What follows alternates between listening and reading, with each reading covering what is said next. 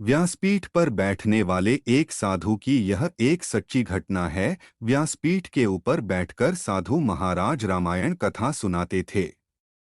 इस कथा को सुनने के लिए बहुत सारे लोग आते थे और कथा सुनकर जाते थे। कथा को आरंभ करने से पहले साधु महाराज का एक नियम था कि वे कहते आइए हनुमान जी विराजिए और उसके बाद ही कथा शुरू करते थे।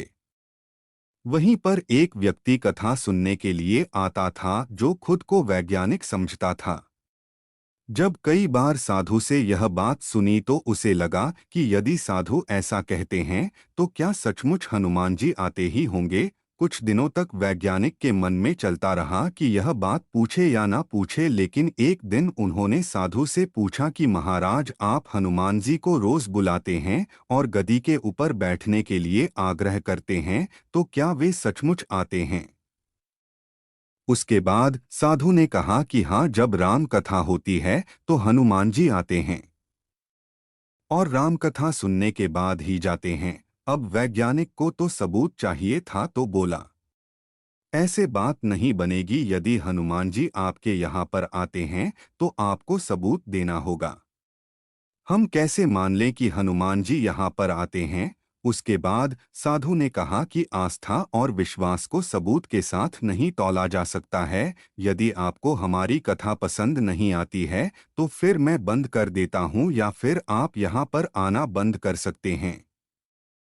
लेकिन वह वैज्ञानिक इस बात को कहाँ पर मानने वाला था।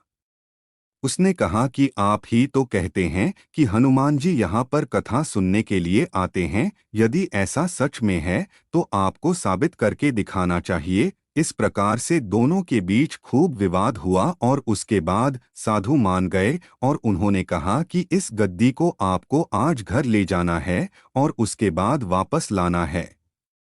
दी को मैं यहाँ पर रखूंगा और हनुमान जी को मैं यहाँ पर बुलाऊंगा। उसके बाद यदि तुम इस गद्दी को उठा पाए तो इसका मतलब यह होगा कि हनुमान जी नहीं आए, और यदि नहीं उठा पाए तो इसका अर्थ होगा कि हनुमान जी आए हैं। इस शर्त को मानने के लिए वह तैयार हो गया। उसके बाद दोनों ने अपनी अपनी शर्त रखी। वैज्ञानिक ने कहा कि यदि मैं गद्दी को नहीं उठा सका तो वैज्ञानिक पद को छोड़कर आपसे दीक्षा ले लूंगा, और संत ने कहा कि यदि हनुमान जी नहीं आए तो मैं आपके यहाँ पर चपरासी करने लग जाऊंगा।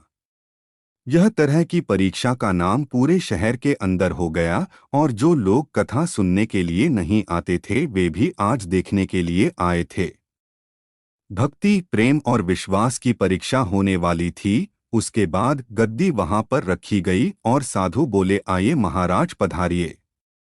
उसके बाद साधु मन ही मन बोले कि महाराज, आज आस्था का प्रश्न है, आप रक्षा करें। उसके बाद वैज्ञानिक को बुलाया गया और उन्होंने 3 बार गद्दी को उठाने का प्रयास किया, लेकिन गद्दी 1 इंच भी नहीं हिल सकी। उसके बाद वैज्ञानिक साधु के पैरों में गिर पड़े और बोले, सचमुच आपकी भक्ति सच्ची है।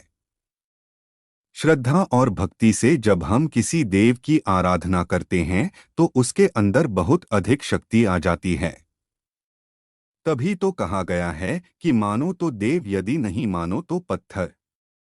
इसी तरह की और कहानियां सुनने के लिए हमारा चैनल सब्सक्राइब करें और इस वीडियो को लाइक